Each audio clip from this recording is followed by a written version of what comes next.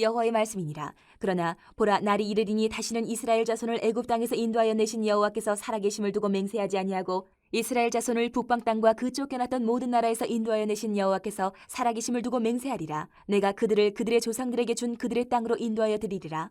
여호와의 말씀이니라. 보라, 내가 많은 어부를 불러다가 그들을 낫게 하며 그 후에 많은 포수를 불러다가 그들을 모든 산과 모든 언덕과 바위 틈에서 사냥하게 하리니 이는 내 눈이 그들의 행위를 살펴보므로 그들이 내 얼굴 앞에서 숨기지 못하며 그들의 죄악이 내 목전에서 숨겨지지 못함이라. 내가 우선 그들의 악과 죄를 배나 갚을 것은 그들이 그 미운 물건의 시체로 내 땅을 더럽히며 그들의 가증한 것으로 내 기업에 가득하게 하였음이라. 여호와 나의 힘 나의 요새 환난 날의 피난처시여 민족들이 땅끝에서 주께 이르러 말하기를 우리 조상들의 계승한 바는 허망하고 거짓되고 무익한 것뿐이라. 사람이 어찌 신 아닌 것을 자기의 신으로 삼겠나이까 하리이다. 여호와께서 이르시되 보라, 이번에 그들에게 내 손과 내 능력을 알려서 그들로 내 이름이 여호와인 줄 알게 하리라. 오늘 이 본문은 하나님께서 유다 백성이 정말 엄청난 재앙을 받고 바벨론의 포로로 끌려가지만 때가 되면 다시 본국으로 돌아오게 될 것이다. 이것을 예언하고 계시는 말씀입니다. 결국 이렇게 하나님께서 유다 백성의 죄를 징벌하시는 것이 그냥 단순하게 회초리 때리는 것, 징계하시는 것으로 끝나는 것이 아니라 그 징계 속에는 이 과정을 통해서, 징벌의 과정을 통해서 유다 백성과 그 외에 하나님을 모르는 이방인들까지도 하나님을 알게 되고 구원받도록 하기 위해서 지금 이 유다 백성의 바벨론 포로의 이 고통의 시작, 역사를 보면 한 70년을 겪게 하셨다라는 거죠. 또 이 말씀은 이스라엘에 대한 새로운 구원에 관한 하나님의 약속의 말씀이기도 합니다. 새로운 구원. 그런데 이 본문에 말씀하시는 새로운 구원은요, 시작되기 전에, 이 구원을, 새로운 구원을 시작하시기 전에 이제 포로로 잡혀갔습니다. 그래서 구원시키시는데 그 구원이 시작되기 전에 철저하게 심판이 먼저다. 우상숭배하고 불순종했던 그것에 관한 죄에 대한 심판이 먼저다라는 것도 얘기하고 계세요. 그 과정이 이제 바로 타락한 유다 백성이 겪어야 될 바벨론에서의 그 심판, 포로 생활. 그리고 이것을 크게 보면 이 바벨론의 포로 생활은 앞으로 장차 예수 그리스도를 통해서 우리 인간이 받게 되는 심판의 모델이기도 하고 새로운 구속의 모델이기도 하다. 그래서 우리가 이것이 오늘 본문의 요지이기도 하고, 예레미야서가 분량이 많고 또 어두운 얘기들로 가득 차, 심판의 얘기들로 가득 차 있지만 그 요지는 바로 새로운 구원에 대한 약속이다 라는 것을 예레미야서를 읽으실 때 머리에 두고, 마음속에 두고 읽으시면 좋겠습니다. 그래서 오늘 본문을 통해서 그 이야기들을 살펴보면서 하나님의 구원이 이렇게 진행이 되는구나 하는 것을 깨닫고 그 구원 가운데 우리가 동참할 수 있게 되기를 바랍니다. 먼저 왜 새로운 구원이 필요할까? 애굽에서 포로되었을 때 하나님이 건져내셔서 가나안 땅에 들어가게 하셨어요. 이 구원이 이루어졌단 말이에요. 그런데 왜 굳이 또 새롭게 구원하셔야 될까? 그것은 오늘 보면 언약의 땅을 더럽혔기 때문에 새로운 구원이 필요하다. 첫 번째, 이 유다 백성들, 하나님께 택함받은 백성들이 아수르나 바벨론으로 인해서 심판을 받아야 되는 그 형벌의 이유가 거룩한 언약의 땅을 더럽혔기 때문이다 라고 오늘 얘기하고 계세요. 살아계신 하나님의 거룩한 영광, 하나님의 그 이름이 가득해야 될 그 가나안, 약속의 땅으로 주신 그 가나안 땅이 하나님의 이름, 하나님의 영광이 아니고 온갖 더러운 우상으로 가득하게 됐다라고 오늘 18절 말씀에 말씀하고 계세요. 그러니까 거룩한 하나님의 땅이 우상으로 더럽혀졌다는 거예요. 이것이 새로운 구원이 필요한 이유다라고 말씀하셨어요. 결국 이 역사적인 사실을 놓고 우리가 생각해 보면 결국 모든 인생이, 저와 여러분을 포함한 모든 인생이 하나님의 창조, 하나님의 은혜의 세계를, 이 우주 만물을 더럽히고 있는 거예요. 뭐로? 죄를 가지고, 우상을 가지고 더럽히고 있다. 보십시오. 첫 인간인 아담과 하와는 에덴 동산을 자기의 욕심으로 죄를 지어서 더럽혔어요. 시작부터 뭔가 틀어졌어요. 첫 단추가 잘못 꿰인 거예요. 그리고 역사 속에 흘러나와서 오늘 이 이스라엘 유다 백성은 하나님께로 받은 거룩한 하나님의 땅, 가나안 땅을 우상으로 또 더럽혔어요. 그래서 쫓겨나잖아요. 아담과 하와는 죄를 짓고 더럽혀서 에덴 동산에서 쫓겨나고, 이 이스라엘 백성은 하나님이 주신 가나안 약속의 땅을 우상으로 더럽혀서 또 쫓겨나고, 이 역사의 흐름을 보면, 그리고 나서 바벨론에서 70년하고 구원받은 이스라엘 백성이 또 신약에 오면 이 하나님을 섬기는 이 섬김을 자기 인간 중심의 섬김으로 바꿔가지고 유대교라는 이상한 종교를 만들어가지고 자기 마음대로 주물럭 하잖아요. 대제사장과 선지자들, 서기관들이. 결국은 그들도 예수님께 책망받고 로마군에 의해서 성전이 무너지고 또 쫓겨나요. 그리고 수천 년을 나라 없이 살잖아요. 이스라엘이. 나라 없이 살잖아요. 역사 속에. 또 뺏긴 거예요. 계속 반복되고 있어요. 계속 반복되고 있어요. 그러면 지금 우리 인간은 그 마음을, 그 타락한 마음을 따라서 하나님이 지어서 우리에게 정복하고 다스리라고 주신 이 우주 만물, 온 세계를 우리가 그럼 깨끗하게 사용하고 있나? 우리에게 맡기신 땅을. 그렇지 않다는 거죠. 각종 우상을 가지고 하나님이 주신 이 우주 만물을 더럽히고 있다라는 거예요. 가정, 교육, 정치, 경제, 이거는 물론하고 우주 공간까지도 사륙의 무기를 가지고 더럽히고 있어요. 단 하루도 전 세계를 통틀어서 보면 전쟁이 끝이는 날이 없어요. 어디선가는 전쟁을 하고 살육을 하고 무기가 사용되고 있다. 그러면 에덴 동산부터 지금까지 흘러온 하나님의 심판의 역사를 보면 어쩔 수 없이 이제도 때가 되면 하나님께서 심판하실 수밖에 없다. 그 심판을 통해서 또 새로운 구원을 이루어내실 수밖에 없다라는 결론이 나오는 거예요. 정말 두려운 말씀입니다. 이렇게 언약의 땅을 더럽혔기 때문에 새로운 구원이 필요해요. 또 한 가지 이유는 그렇게 더럽혀진 우리 인간이 스스로 정결케 하고 하나님 앞에 나아갈 수 있느냐? 그럴 수 있는 능력이 전혀 없기 때문에 새로운 구원이 필요하다. 내가 지은 죄를 내가 사함받고 내가 깨끗하게 해서 하나님께 나갈 수 있으면 좋겠는데 그럴 능력이 전혀 없다. 그래서 예레미야는 이런 하나님의 마음을 알고 부끄러울 뿐이다.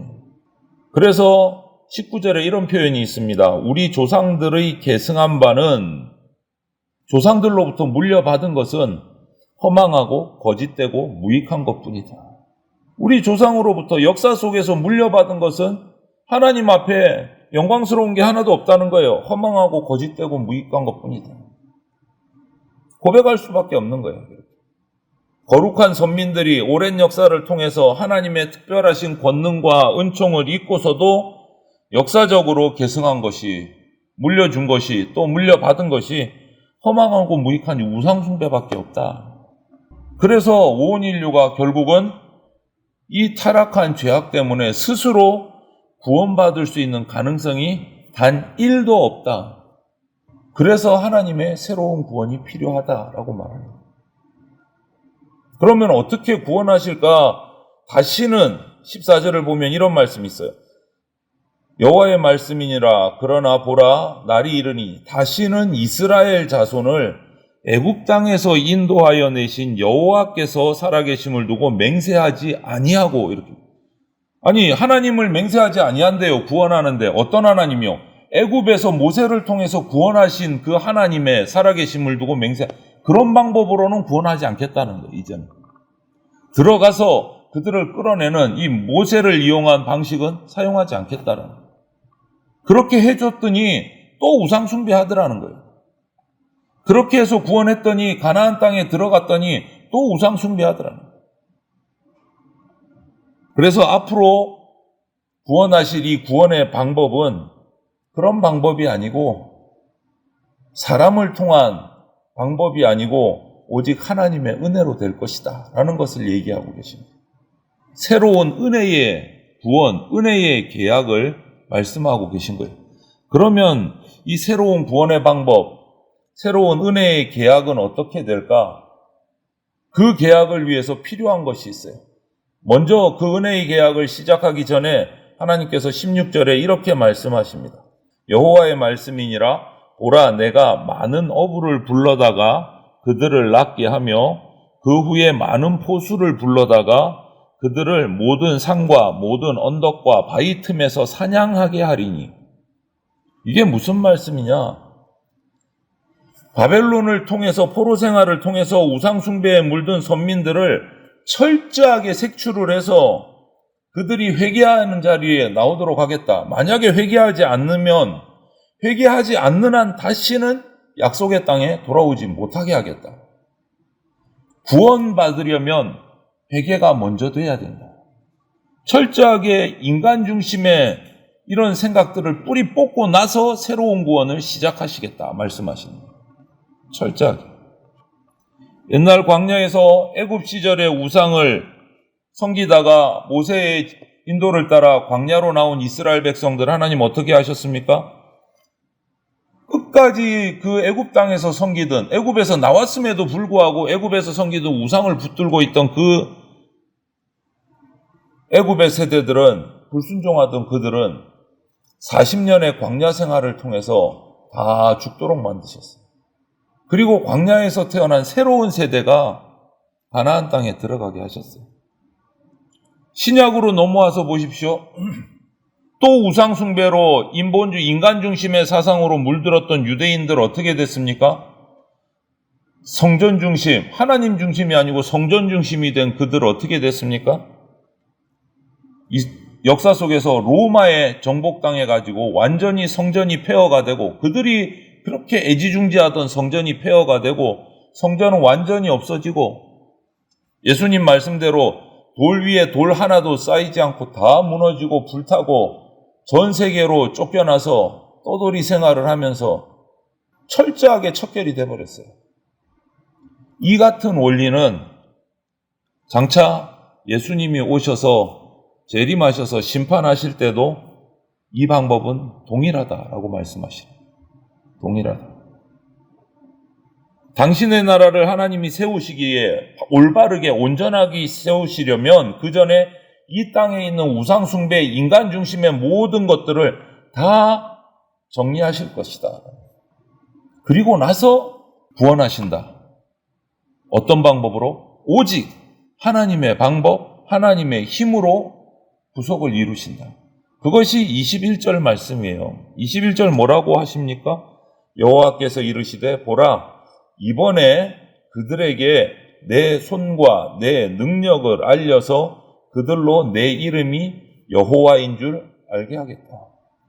이제는 마지막 하나님의 이 마지막 구원은요, 사람의 손을 빌리는 것이 아니라 철저하게 하나님 손, 하나님 능력으로 구원을 이루시겠다.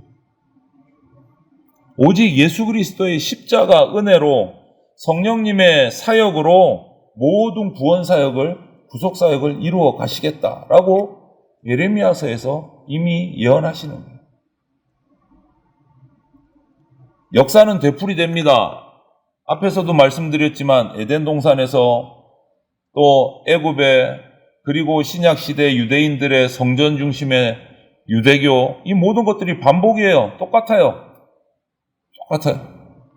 역사는 되풀이돼요. 우리가 지혜롭다면 이 역사를 보면서 그 역사에 잘못했던 것들에 대해서 다시는 우리가 반복해서는 안 된다.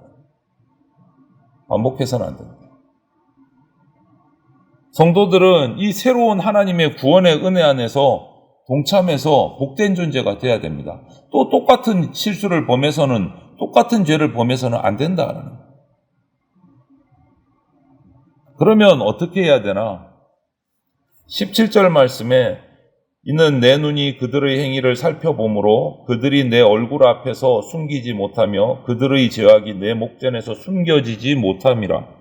하나님 앞에 숨길 수 있는 건 단 하나도 없습니다. 그럼 뭐 해야 됩니까? 늘 철저하게 진실하게 회개해야 된다. 그것이 새로운 구원에 동참하는 방법이에요.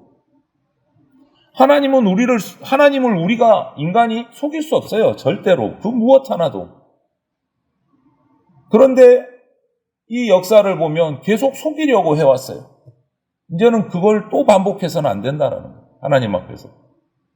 그리고 또 한 가지 19절에 뭐라고 말씀하십니까? 이 예수 그리스도를 통한 언약이 나의 힘, 나의 요새, 환난 날의 피난처이시라고 말해요.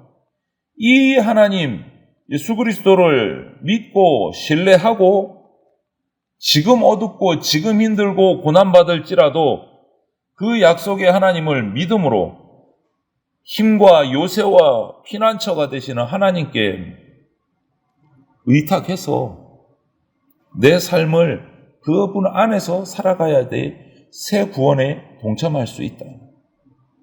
영원한 구원을 얻을 수 있다라고 말씀하시네요. 철저한 회개, 하나님의 언약에 믿음, 언약에 대한 믿음으로 나가야 됩니다. 오늘 본문에 나타난 이런 하나님의 새로운 구원하심의 이 말씀과 그 방법들, 약속들은 믿음이 약해서 오락가락 흔들리는 우리들에게 환난을 통해서 더 강하게 하시고 하나님의 능력, 하나님의 구원을 깨닫게 하시는 겁니다. 역사 속에서 반복되는 것을 다 보여주시는 거예요. 그러므로 저와 여러분들 성도된 그리스도인 된 저와 여러분들은 오늘날 지금의 환난 중에도 흔들리지 말고 하나님만이 참 하나님 되신다. 나의 피난처 되시고 나의 힘이 되시고 나의 요새가 되신다라는 것을 철저하게 믿고 신뢰함으로 살아 역사하시는 그 하나님의 새로운 구원하심을 우리가 경험할 수 있게 되기를 주님의 이름으로 축원을 드립니다. 아멘.